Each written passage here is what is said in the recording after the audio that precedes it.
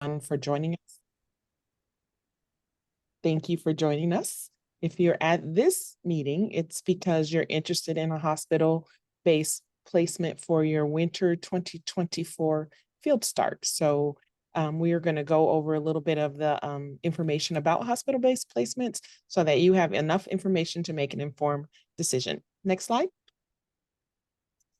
I want to tell you a little bit about the team. We are the Office of Field Education, and here is a picture of our team, who we are. This is our admin team. Slide 2 is, these are our field educators. So if you are working on your placement request materials for winter, you will be working with one of us. We work as a team. And so what happens is if you will put down Michigan Medicine as your first choice or another hospital-based placement, you could be assigned to me or one of my colleagues who does works with those agencies, and we will work with you to match you to the best match based on your learning goals and pathways. I'm Stacy Peterson, a member of the field education team. I have other colleagues here you will be hearing from. And did you all want to introduce yourselves or just keep it moving?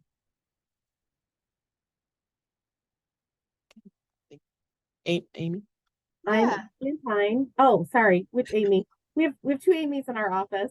I'm Amy Van Tyne, and I am one of the field faculty that does work with Michigan Medicine and a lot of the health-based placements, so healthcare-based placements. Glad to have you join us today. Hi, everyone. I'm Amy Burant, and I don't have a ton of Michigan Medicine placements, but I do place a lot of the gerontology students and the folks in the older adult pathway. And so I have a few Michigan Medicine sites pertaining to that. Okay, we're going to go on. Amy V, take it away. All right. So the first thing we want to kind of do a little bit of an outline, because a lot of times people feel they say, I'm really interested in doing medical social work, but sometimes there's not a lot of understanding about what medical social work is, and how are medical placements differentiated between medical and psychiatry. So why don't we kind of talk through that a little bit? A lot of times people will say, I want to be a medical social worker and I want to do therapy with people at bedside. And in medical social work, we are not typically in the hospital inpatient setting on the medical side doing therapy at patients' bedsides. So we wanted to kind of give a little bit of an outline about what the differences are. In a lot of our healthcare-based placements, there is interprofessional practice and interdisciplinary practice in both areas of medical and psychiatry, so that people are working with physicians, nurses, other kinds of therapists, physical occupational therapy, dietitians, all of those things. So it is experience in both areas working on an interdisciplinary team. In both areas, medical and psychiatry, there is both inpatient opportunities and outpatient opportunities. In both areas, medical and psychiatry, social workers do clinical assessments, and there are some differences in the type of ongoing work that social workers are doing with patients and families in each of these areas. In the medical side, the physical medical side of healthcare, medical social workers are doing a lot of psychoeducation, reinforcing a lot of medical health information that medical teams have been providing. So there's a lot of education that medical social workers are doing.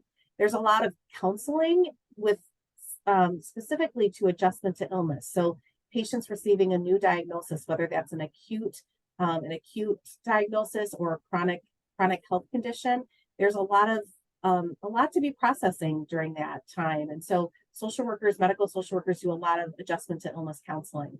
There's also a lot of complexity regarding a lot of healthcare that patients are receiving. And so there's a lot of support and advocacy that medical social workers do around those complexities, and really helping to kind of help with the confusion that can happen for patients and families around that.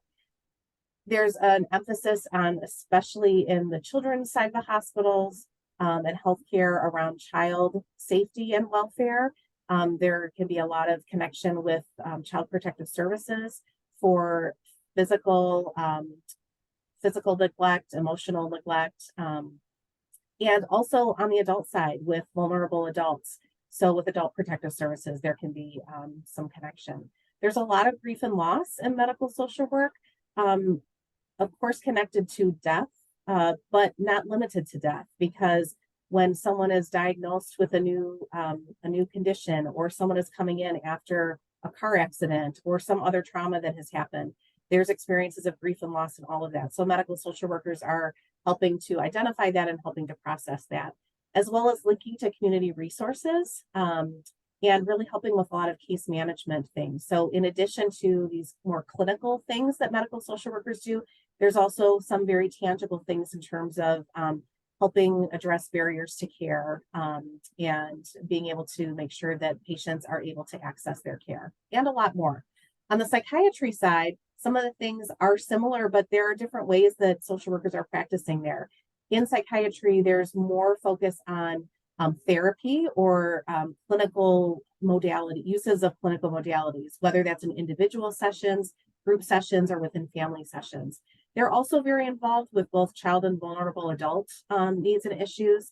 They're also helping with a lot of patient and family education and grief and loss. There can be a tremendous amount of grief and loss, either and how somebody is experiencing a mental health crisis, other experiences from their past, other traumatic kind of losses that they've had.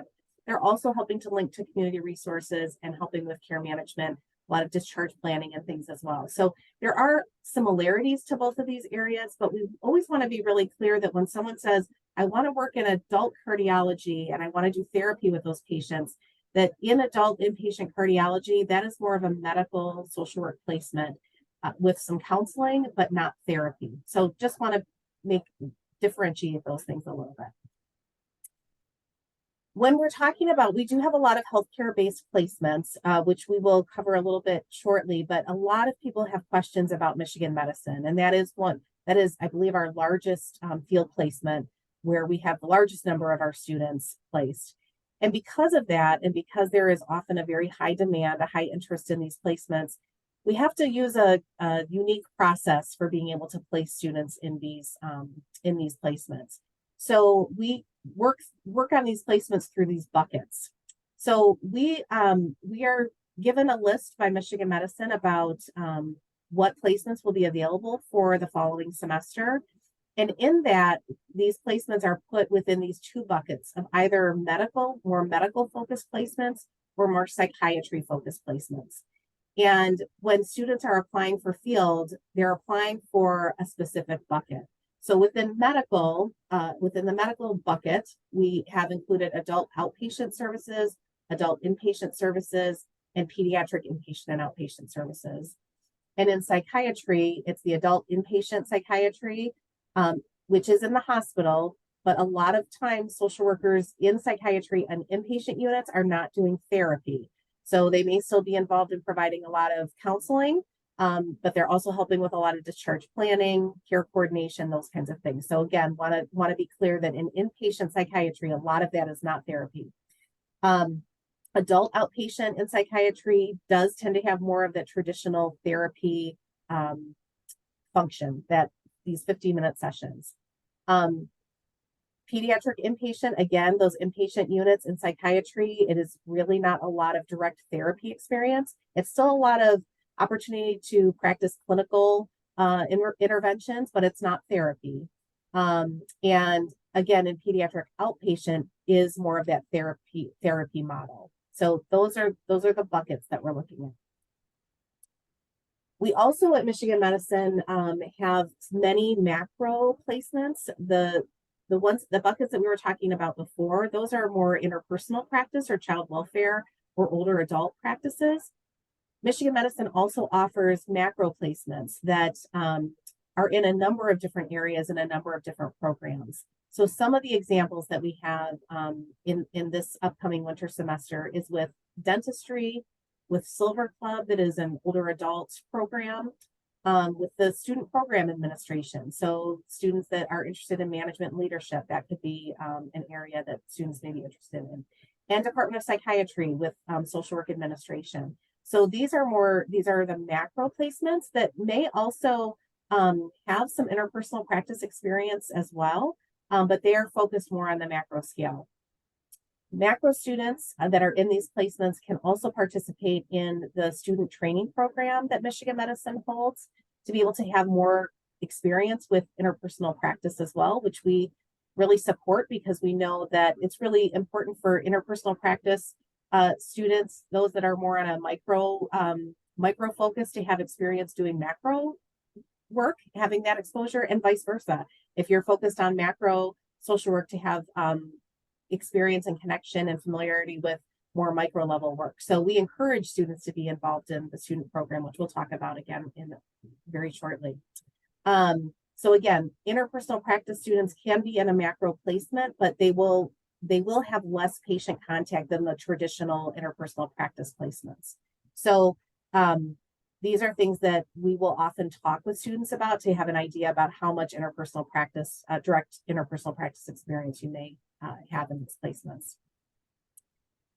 Michigan Medicine does have a wonderful training program for students. And because of this, it's a wonderful asset. And because of this, there are different requirements for students that are placed at Michigan Medicine. So all interpersonal practice spots, placements at Michigan Medicine, are required to be in field 24 hours a week.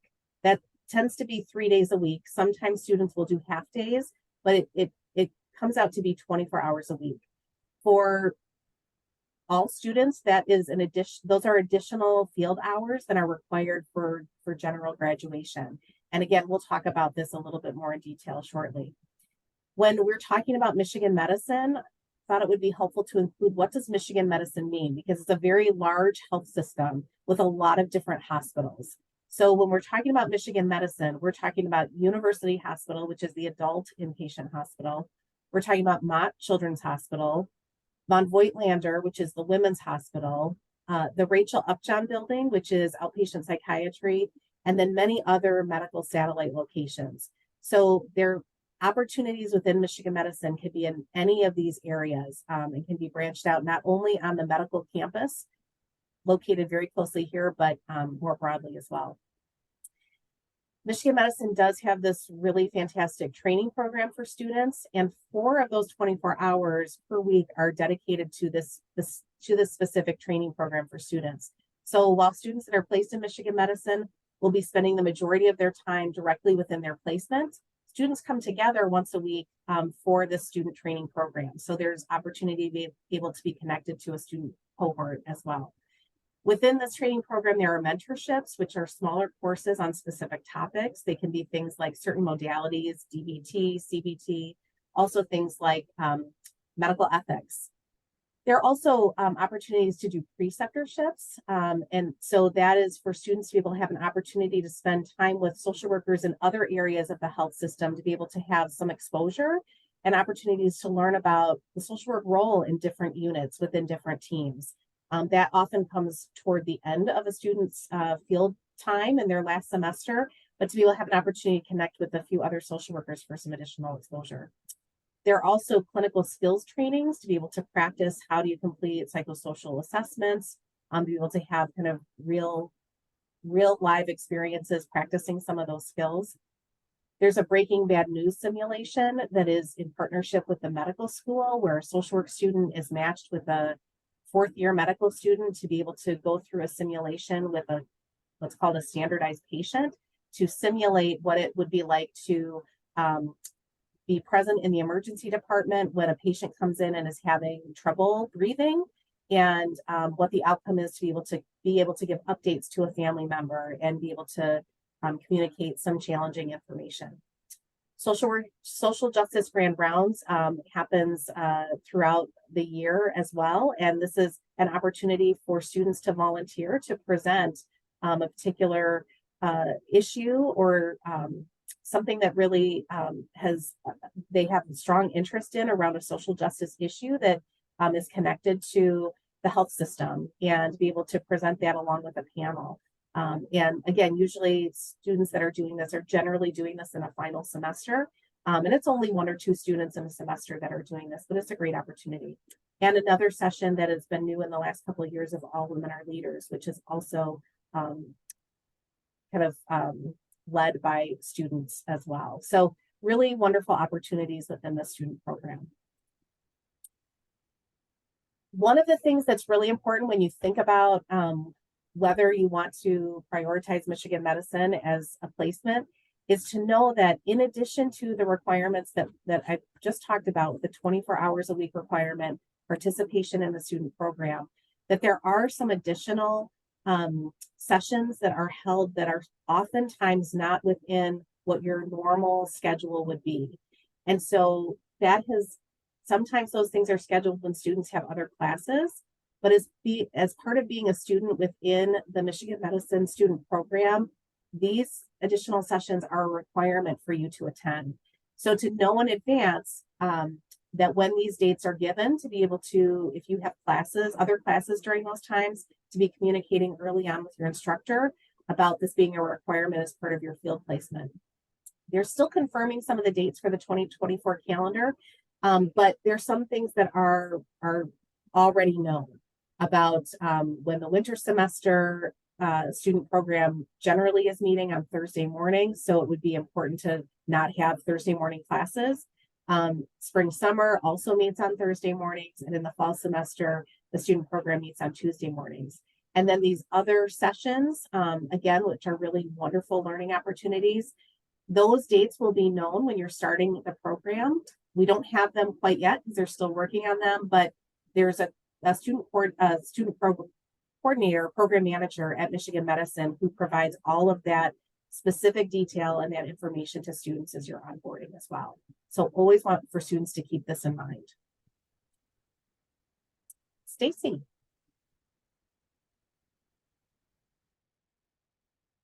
Okay, so we also know that Michigan Medicine isn't the only hospital around, and we do work with other health-based and hospital-based placements, which have a lot of similar requirements. So Children's Hospital of Michigan, which is located in the Detroit area, has a number of sites. They also require 24 hours a week. They don't have a specific patient population, and they do we call it like speed dating format for interviews. And so if you express interest in that agency, we want you to be prepared for that. We also work with an agency in Ypsilanti, which is local, and on our bus route, it's called the Corner Health Center, which is like a youth-based health services program. We work with CNS Healthcare, and they have a couple of sites in and around the metro area. We work with Henry Ford Health System in a variety of locations, variety of population opportunities. There's the Hope Clinic program, which is also in Ypsilanti. Integrated Healthcare Associates, which they have several sites in and around our local area, a little bit further out. Trinity Healthcare, which was formerly the St. Joseph program. And then we do have a limited number of VA placements. We want you to know that if you're interested in these programs, it's going to be very similar to the 24 hours, and there are other requirements that we're going to also go into. Next slide. All students, oh, Amy, are you going to talk about this? Yeah, I'm sorry. I think I had you jump ahead earlier. I wasn't counting my slide numbers. So no worries. Yeah, thanks for covering that, Stacey. One of the other things that's really important for students, no matter if you are at Michigan Medicine or you're in any of the other health care-based placements, there is a required course through the School of Social Work that all students in these healthcare-based placements are required to take. When you are selecting your priorities for your field applications, there is a notation that pops up to say, please note that this field placement does require that this course is taken. So there are some prompts to remind you of this, but there is the Social Work 714 class that is offered only in the winter semester. So all students that are in these placements do need to register for this class for the winter semester. This class is a school social work collaboration with pharmacy, dentistry, nursing. It's an interprofessional service learning course. And it's one of these wonderful opportunities where students get to practice working with each other in these different disciplines. Historically, students in healthcare learning experiences were only focused on their own discipline. And there's so much that's lost when people are working in those silos. So there's more and more opportunity to have these interprofessional opportunities to connect with other disciplines and start learning how do you work together as a team to provide really comprehensive, holistic patient care. So while this is a required course, it's a benefit to take the course. And so We're excited to have students take that. Again, this course is only offered in the winter semester, so it's important to know that if you land in one of these healthcare placements, that this will be a requirement for you. Okay. Now is when Stacy has taken over. We wanted to make sure we went over some tips for you. So part of your application process is to do a goal statement. And the goal statement is sent out to the teams that are considering interviewing you and having you join them. And so we have some reminders. One other thing about the goal statement is it's read by a lot of people, and sometimes students will disclose really information that shouldn't be in there, personal information about past trauma, or about health histories, and you wouldn't put that in your information that goes out to everyone on your team. We encourage you, what's really important for these type of placements is that they're looking at and assessing your writing skill when they review your goal statement. So we want you to utilize the writing supports that our school offers. In our Career Service Center, we have Betsy Williams, and you have an opportunity to have her review your resume and goal statement before it's submitted. We have directions on our webpage. And I think if you're looking for hospital-based placement, you want to also follow the directions and write about why you want to do social work in a medical care setting, or why behavioral health or psychiatry. And remember, if you write a lot about doing therapy and you apply for an inpatient placement, they're going to say, oh, this person doesn't really know what we do here and they're not a good match. When you submit your materials, it's also important to be more general and broad. So don't write your whole goal statement for the VA or Michigan Medicine or Children's Hospital, because if those placements aren't available, we will be working together as a team to look at other health-based placements that match. And so a general application will give you opportunity to be viewed at other possible openings, and it won't delay if I have to send it back and have you redo it. All field placements will go through our Office of Field Education. So if you are interested in a specific field site, we want you to reach out to us and contact us. We have a place in your application where you can write special notes. But if you're looking for something that doesn't exist in our database, or something that you want us to open, there is a delay because we have a process of vetting the placement. So there are legal requirements we have to meet, there are safety requirements that we have to meet, there are educational requirements that have to be met before we can take on a new field placement. So if you have something in mind that we don't use, we want you to get in touch with us early and often. And we'll often say, if we do have that same program offered, maybe it's not in Ann Arbor, maybe it's in Southfield, we're gonna encourage you to try something that you haven't tried before, to think about other opportunities. The other thing that's really, really important for you to know is, even though you've come here, that could be your first choice, hospital placements are very competitive and they're very high demand. And so you might put a hospital placement as your first choice, and you might have another hospital as your second. Typically, I've seen, 40 to 50 people apply for 20 to 30 spots. So if your first choice isn't available, we go to your second choice. If that's a hospital placement in another setting, that was someone else's first choice, and we may have already sent 20 to 30 people there. Your goal statement and the materials that you submit in those three agencies, they not only help us, and we always try to go for your first choice, but they help us determine what kind of setting you're looking for, what kind of learning you want to engage in. And that helps us to say, okay, this person has Michigan Medicine as their first choice. There's not an opening here. We only had 20 spots, and we had 40 stellar students. But I have another really good placement at IHA, which is in Canton, and I'm going to reach out to you as your field coordinator and field faculty and say, hey, Michigan Medicine wasn't available, but this is a lot of what you want, and we want you to consider it. So we're going to collaborate with you. It's a bi-directional conversation, but we also want to be really honest about very competitive, very high demand. Next. Stacy, can I just jump in and say one thing? Absolutely. Hey, everybody, I'm Rachel Knoxville, and I also work at the field office and used to do placing for Michigan Medicine. One of the things that I think is an important piece to understand is that when we get your applications in the field office, they're sorted to field faculty who are the liaison for your number one choice. So if being at Michigan Medicine is very important to you, please put that as your number one choice. Because just like Stacey outlined, if you really want Michigan Medicine, but you list it as your number 3 choice, your application is going to be sent to the owner of the agency of your number 1 choice. And that might mean that you don't have the opportunity to interview at Michigan Medicine or whatever your number 1 choice is. So the importance of the number 1 choice versus number 2 or number 3 is I think to be noted. 2 and 3 less important. Number 1 pretty important, because when we start to review, and we'll take all semester to review applications and actually send them out. When we start to review them, I'm looking at all my Michigan Medicine students at one time. I'm looking at all the VA students at one time. And that's how it works. So make sure that if you whatever you put in the number 1 slot is the one you really, really want to have an opportunity, if possible, to interview for. Thank you, Rachel. Next slide. As Rachel said, we do have a process for reviewing your application. And so the application is due on the 22nd of September, and that's a very firm deadline because Michigan Medicine has their own calendar, and not just Michigan Medicine, our hospital placements have their own calendar of when they would like you to get started, when they want to get this process going, because you may have to do other things like take some health exams or get immunized.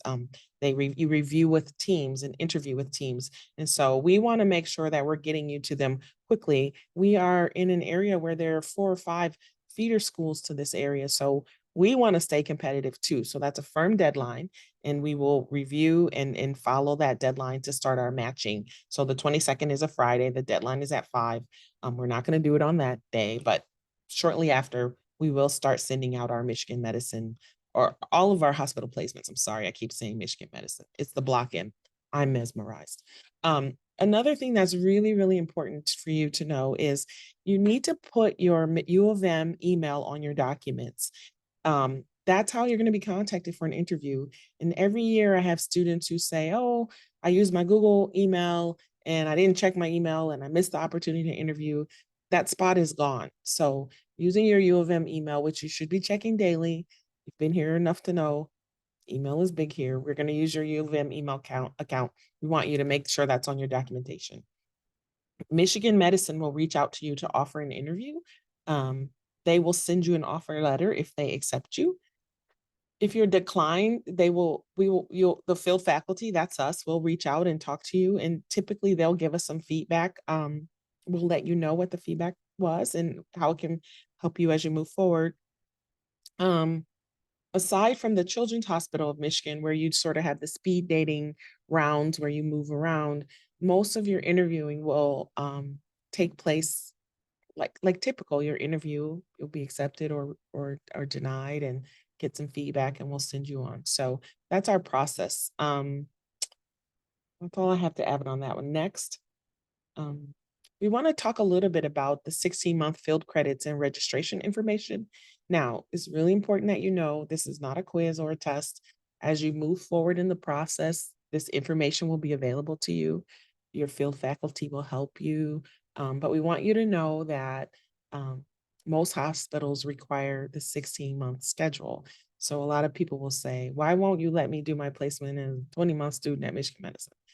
We are doing social work in a host setting. And so the hospitals have determined that this is the best schedule for their training and service of clients. And so we are doing as our hosts have asked us. So if you're a 16-month student, you'll take 515 and 691 in your first semester. And those are those extra hours that we talked about.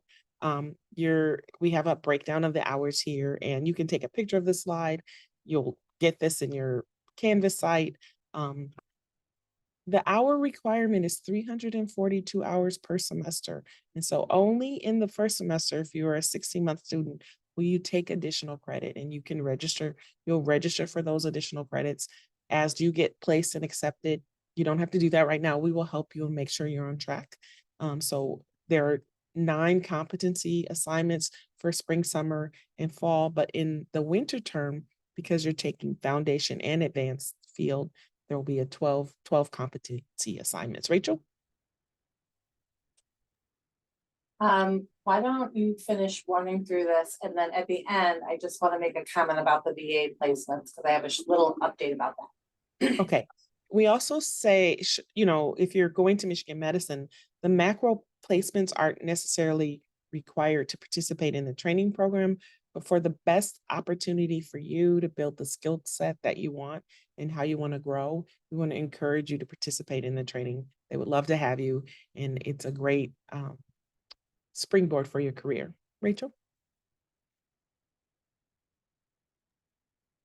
Oh, Oh, that's okay. I can say it. Just quickly, so the VA runs different timelines for different semesters in terms of their application process.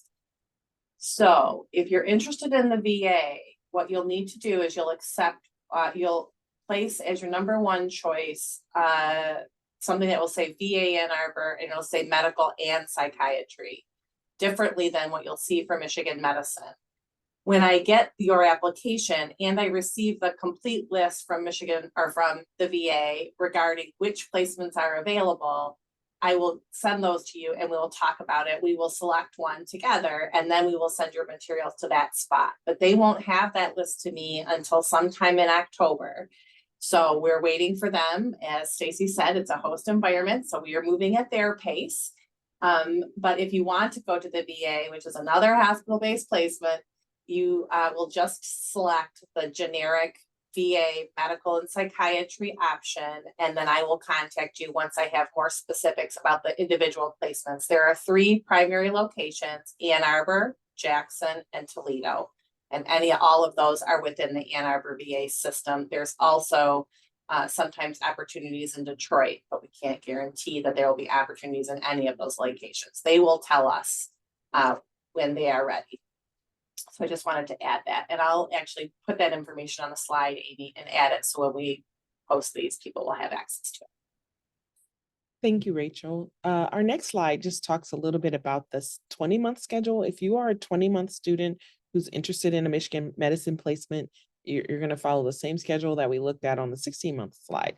Again, our host has said the January to December schedule is the best schedule that's most conducive to their training and service provision. So if you're a 20-month student who's interested in Michigan Medicine, you will also need to revise your schedule to match what our host is asking from us.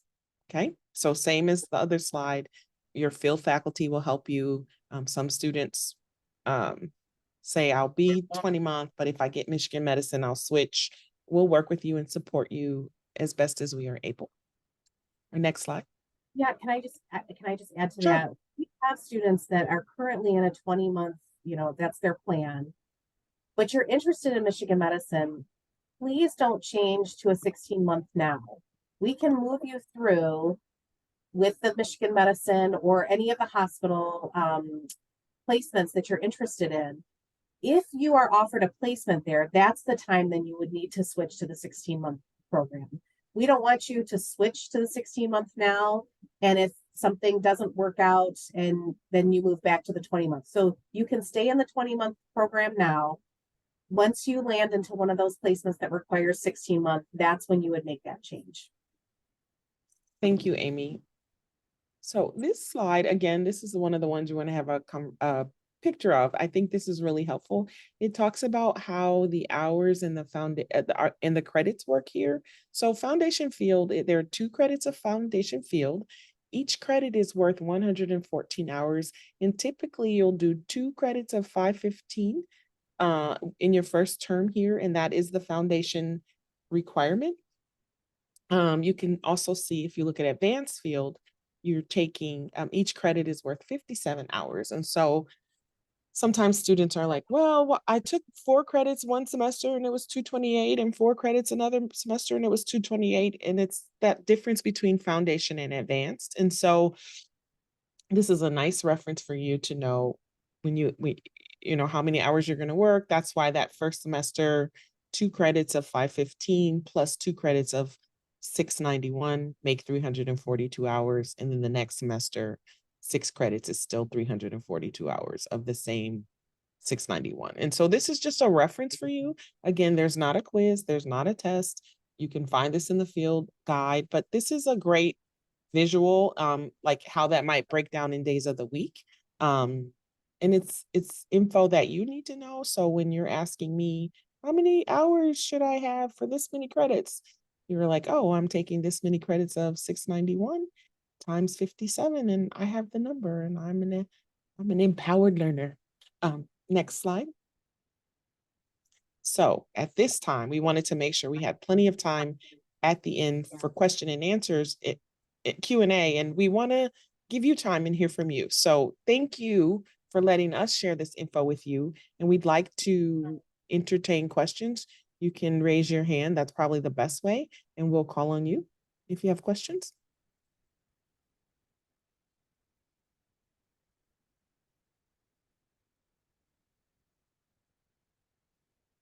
Oh, it was so fabulous. No questions. We did this. We rocked it out. Well, I'll pose a question that I think sometimes people have, and maybe that'll get things started. So, Stacy kind of talked about the speed dating interview process at Children's Hospital, and to talk through that a little bit. So, Children's Hospital lets us know how many spots they're going to have for students at the hospital there, but they don't tell us in which divisions or which programs. So I don't know. I don't know if the placement is with pediatric oncology or pediatric cardiology or the pediatric intensive care unit. I just know how many spots they have.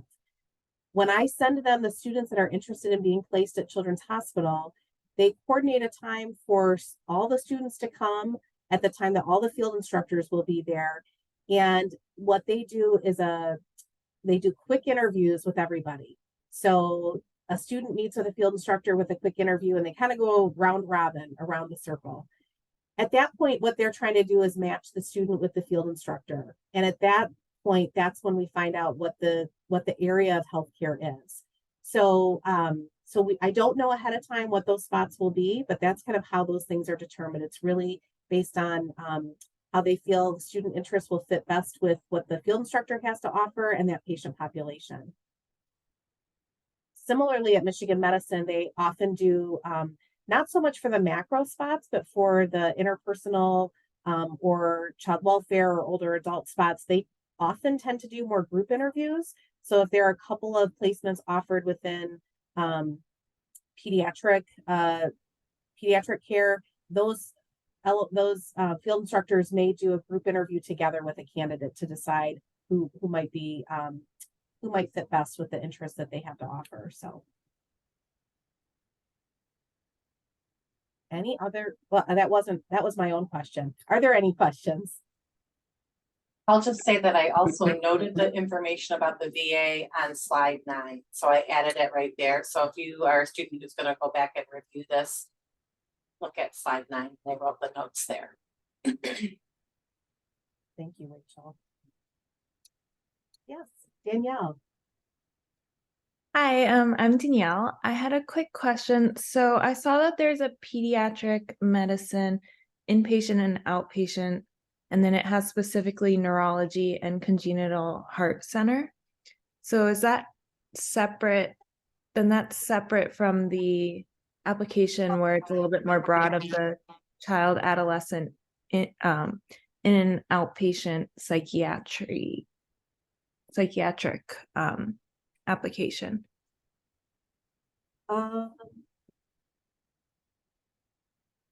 You saw something that said specifically pediatric cardiology and yeah, it said pediatric medicine inpatient and outpatient, and then in the description it has neurology and congenital heart center.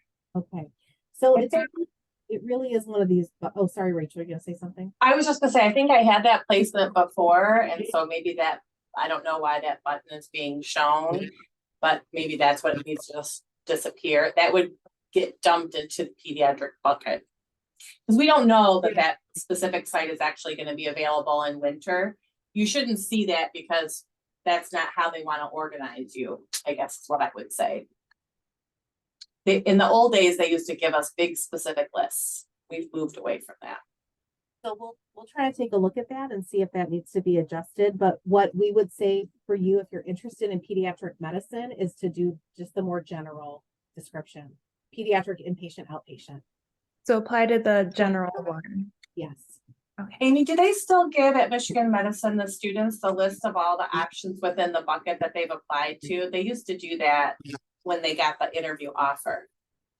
I have not received that. So I not to my knowledge, but Okay.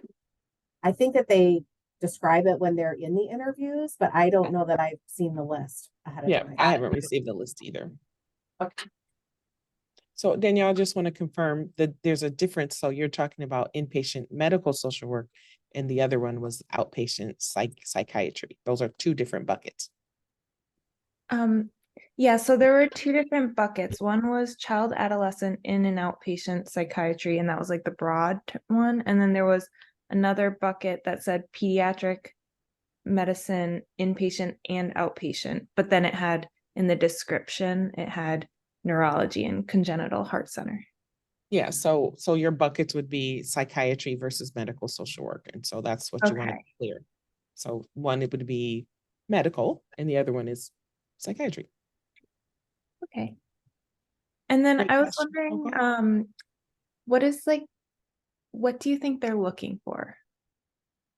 Like, what would be the best way to position ourselves? Well, first I would say, I'm not sure how clear we may have said this earlier, but we would recommend that if you are picking Michigan Medicine for your top choice, that for your second and third choice, you pick something else. Because when we are sending materials to Michigan Medicine, we're sending them all at the same time at the beginning. So if you put medicine first and psychiatry second, we're going to send your stuff to medicine. And by the time medicine is done, if you didn't get a spot in medicine, psychiatry is also already going to be filled. So I just thought I should reinforce that a little bit. So if you're picking Michigan Medicine for any of your number one choice, pick something outside of Michigan Medicine for 2 and 3. So that was the first thing. And then you asked, is there anything that they're interested in? I think, as Stacy was saying, if you want to do inpatient psychiatry, you don't want to lean so heavily into I really want to do therapy with people, because when the field instructors are reviewing those materials, they'll say, well, that's not something that we can offer to the student, so this isn't going to be a good fit for them. So you want to be able to really highlight in your goal statement the things that you are really that you're really interested in doing and experiencing. And a level of excitement or interest in being able to work in that area.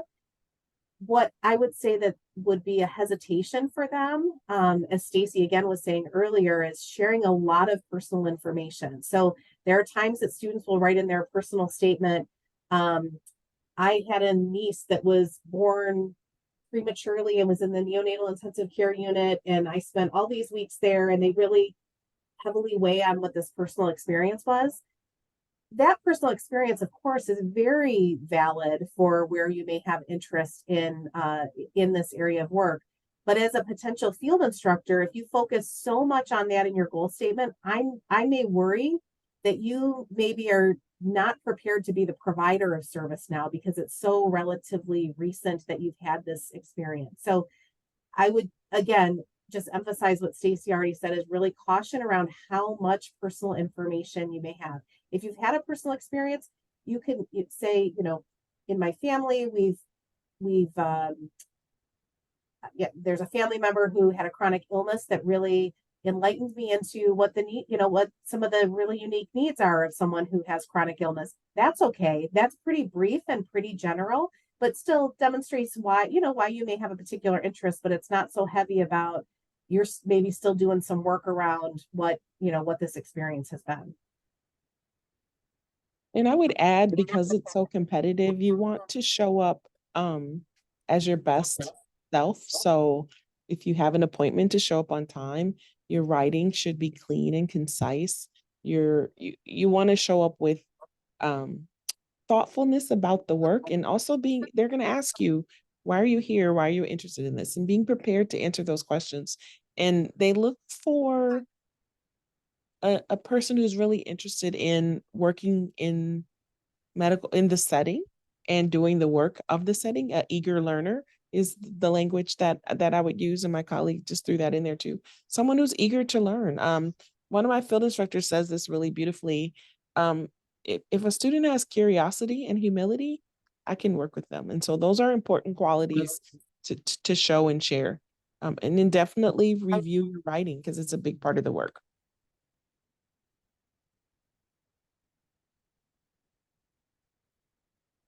Great questions, Danielle. Are there other questions for us?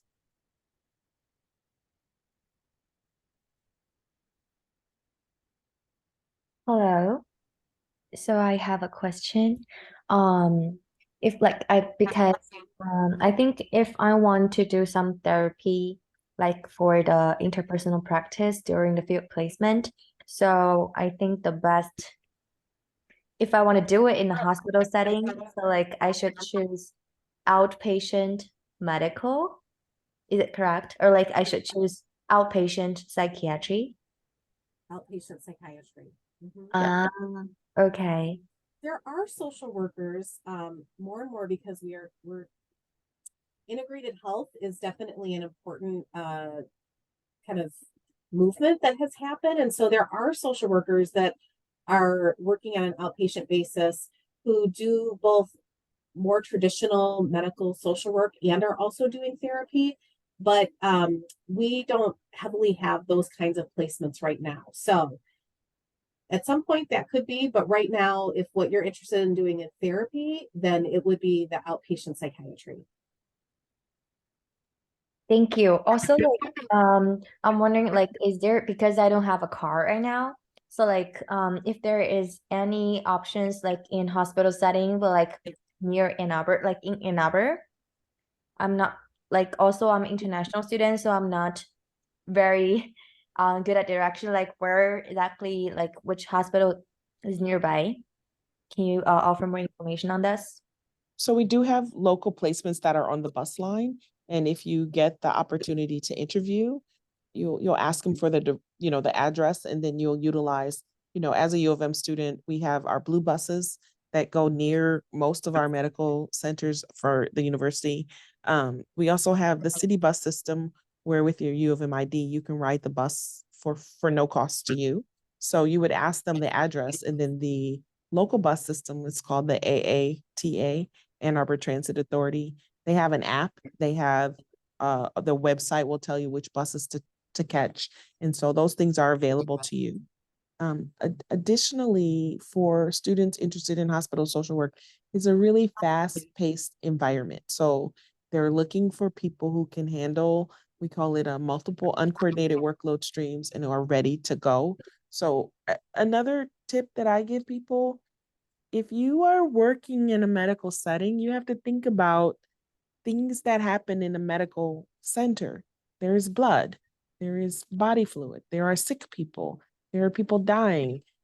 If you're working with a psychiatric patient, there are people who aren't feeling very well emotionally.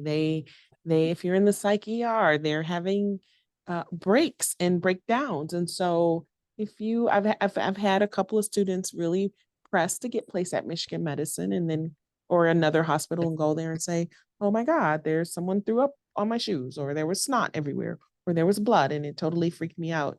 You're going to see that in a hospital. People were yelling and having a psychotic episode, and they yelled at me and swore at me. Yes. So if you really are looking to do this work, you want to be equipped and aware of what you could see. And it might be absolutely fine and beautiful. But I had one student in particularly, she said, I couldn't stand the smell of the hospital. I couldn't stand the smell of sickness. And so that's not everyone's experience, but we want you to have the information that you need to make an informed decision. You're going into a healthcare center. You will have to have certain immunizations. You may have to wear a mask. And so it's important to be aware. Rachel? Yeah, I love this conversation. I'm so glad we're having it, because I had one student who was placed at Michigan Medicine one time, and she was very kind and very sweet. But her struggle was that, when you when you are in medical, in hospital settings, people are there because they are usually in some kind of medical crisis or they're having some kind of treatment. And so the vibe is not generally upbeat, right? It's a little bit intense. And she said to me at one point, I really wanted to have a happy placement where I could, bring joy to people. And that really wasn't a fit for Michigan Medicine, because when you have to read the room when you go in there, right? And so you should be, moderating the way you show up when you are in those spaces. So that was really hard for her because she was a very positive, outgoing person. And she got feedback from her field instructor that we had to kind of rein that in a little bit so that she could and read the room so that she could be where the patients and families were at. So it is an exciting place to be. It is an amazing opportunity. And there are challenges that come along with it, just like lots of settings, right? This isn't a unique one. We're trying to help you understand what it's like to be in the hospital and evaluate, is that really good for you? And while you're in this kind of intense program, right? This is not an easy program to be in. So do you want that kind of experience? Some people love it. Lots of people love it, in fact. But I love that we're talking about what are the challenges of being there too, because there's certainly plenty of those, just like other sites as well. Yeah, and we would tell you about that. Like we place in the schools, I would say the same thing. If it's a petri dish, you're going to get sick. There's snot, there's tears, there's yelling. We're giving you information so that you can make an informed decision. The other thing I tell students is you're not going to be an expert of anything when you leave our program, but you will be a strong beginner. This is the beginning of your professional career, and your career is usually about 40 years. So knowing that you're starting off strong with skills that you can build on is how you should approach your learning. Not that you're going to be an expert, but that you're going to be a strong and capable beginner. And it's a fast-paced, dynamic environment at any healthcare setting. And so we want you to know that too. We want to see you be successful. That means you have to have self-awareness and know yourself as well. Are there other questions? I have another question. I'm sorry. Go Hey, first. really quickly too, the other thing that comes to mind as we're talking about this is that in the hospital setting, aside from like therapy appointments that people are coming to see a social worker for therapist, patients and families are generally not coming to the health system to see a social worker. And so we are also social workers are within this host setting as well. And so not everybody is always happy to see the social worker. Social workers do really amazing, wonderful things, but it's also really important to recognize that people are not generally coming to see you as the social worker unless it's for like a therapy appointment in outpatient psychiatry. I'm sorry to have interrupted you. Please go ahead with your question. Thank you so much. Also I have a question. Is there any opportunity to have the two language? Because I do not only speak in English. Is there any opportunity for field placement for two language in Chinese and in English, or there's only English speaking field placement in therapy saying? So what I would say is those are great questions to ask your field site. So for example, one of the agencies that we work with is actually a community-based agency, and they serve a lot of the low-income families in Ann Arbor, which are mostly African-American, but they do a program, and one of my students spoke Mandarin Chinese, and he said, oh my God, everybody that comes to this program speaks Mandarin, and I didn't expect that. So that's a question you would ask, and you remember when you interview at a field site, you're also interviewing them. Is there a place for me to work with a second language or an additional language? That's a great question. And what we say is we don't know, but it's okay to ask. Thank you. General, I would say that the vast majority is going to be in English, and in a healthcare setting, in a health system setting, like a large institution like Trinity Health, Children's Hospital, Michigan Medicine, Henry Ford, that to be an interpreter, you have to have some specific training around medical care. And so even for someone that is bilingual, They may not be able to be someone to translate information, maybe in a crisis situation, but generally speaking, just due to potential things that could come up that could be misinterpreted, there's a lot of caution around that. So just as another, I think in more community healthcare centers, that may be more of an opportunity, unless you've had that specific kind of training too. Thank you. Thank you so much. So we have about 3 minutes left. If you don't have any particular questions, you're free to log off. We will stay on for additional three minutes and answer any questions that come up. Thank you again for joining us. It was really wonderful to give you this information, and we look forward to reviewing your materials. Also, a quick note, I wanted to just add, for people as they're logging off, this recording will be sent out and posted on our website, as well as access to the PowerPoint slides for everyone to review. Thank you.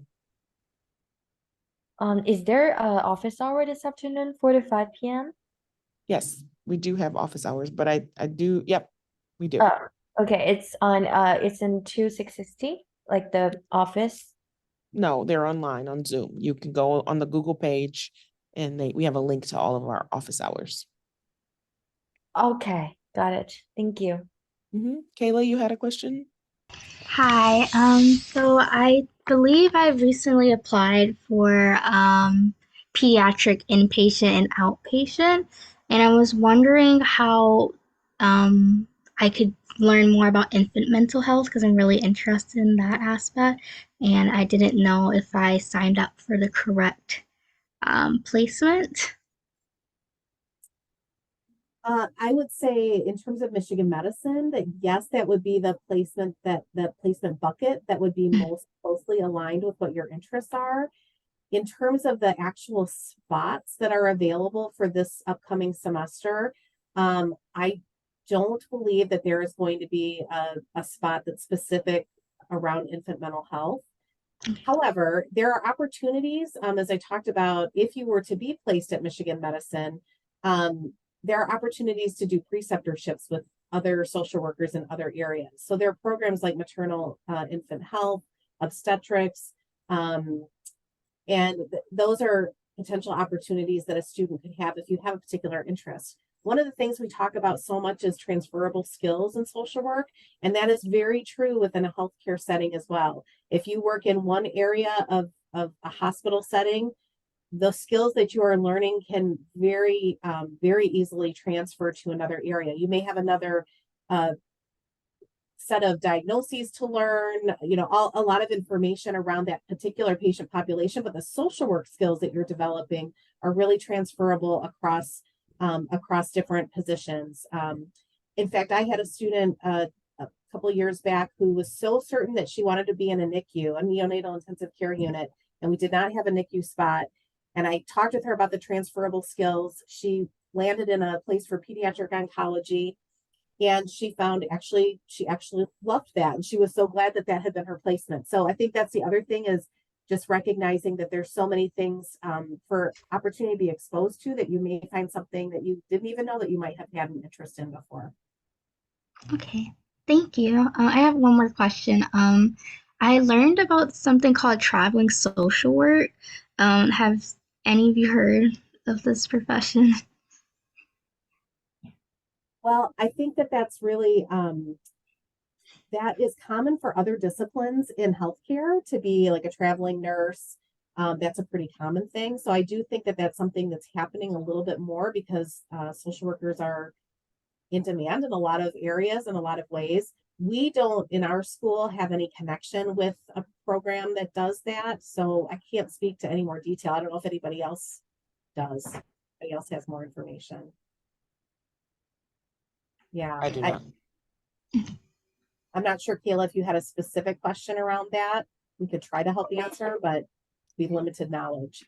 I just wanted to learn a little bit more about it, because anytime I ask someone, no one really knows what I'm talking about. Kind of felt a little bit crazy. It's like, oh, am I talking about the right thing? But yeah, that's okay. Thank you. One of the things, oh, I'm sorry, Amy, go ahead. what I would imagine is it would be similar to traveling nurses where there's a need identified in a particular hospital setting that they need social workers. Maybe somebody is leaving on a longer medical leave or maternity leave of some sort, and they know that for 3 months they're going to need a social worker who has knowledge and can kind of jump in and start doing the role. That's what happens with nurses. And so that is what I would imagine, is that maybe a social worker would contract for 3 months or 6 months to work in a particular hospital. That would be their traveling time. And then when that time is done, then they may go to some other health system. But it's not something that I have seen locally. I don't know if it's happening locally, but No. but I would That's- imagine. Yeah, I'm looking at the job boards now. It's in Washington, California. One of the things I tell students is that there are many, many things that evolve. Just because we don't have it doesn't mean you can't get your credential and go out and make that happen or create that thing. So part of you first, you have to learn how to be a social worker. You have to learn the nuances and the values and the standards of our profession. And then you can go out and you could be a traveling social worker. The other thing that we say here, I learned in my family, is that, Michigan is a place where you learn how to learn.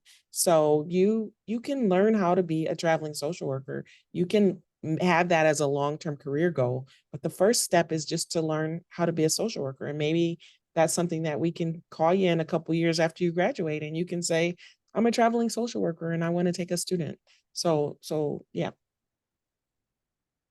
Thank you. you're welcome. Okay, we are at our time. I have another meeting. And so thank you all for coming. And if you have other questions, you can come to office hours. I think the only time we're going to cancel them on Friday because we have a training. But yes. We'll You're also see. welcome to send any questions to the main office email and we will triage it to the appropriate field faculty. Thank you. Thanks for joining us. All right, stop recording.